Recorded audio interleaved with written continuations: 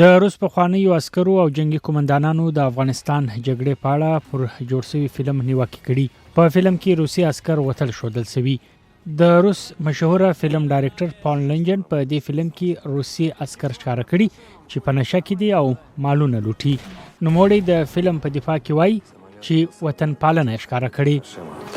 Ну, мне кажется, что это фильм патриотический, мне кажется, что это фильм про личный героизм. Просто زما په فکر دا د وطن پالنې ښودلو فلم دی چې شخصي اتلولي تمثیلوي.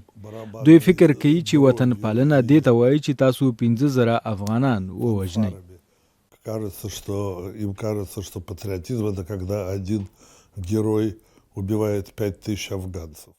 خو دا فلم د پخواني عسکر او د روس کلتور شوراغړي اوګور مورozov خوښ نه دی.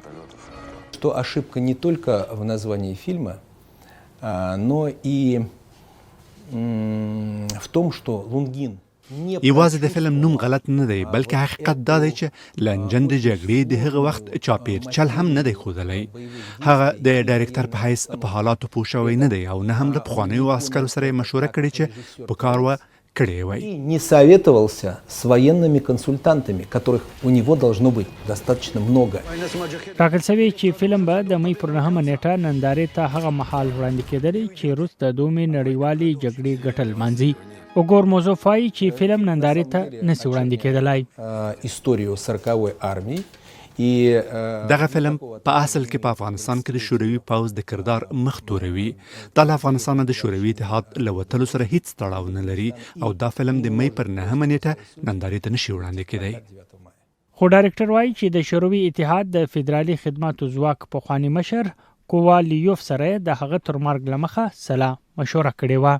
Я не ожидал такой реакции, тем более, что фильм сделан по реальным...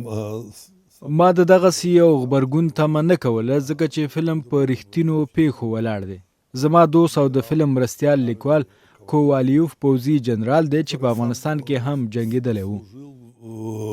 В Афганистане воевал там. شوروي اتحاد په 1990 کال کې افغانستان ته پوځونه داخل کړي او د جګړې پر مهال یې 14,000 عسکر ووژل شو. اټکل کېږي په جګړه کې د 8,15,000 او 15 لکو په منځ کې افغانان وژل شوي دي.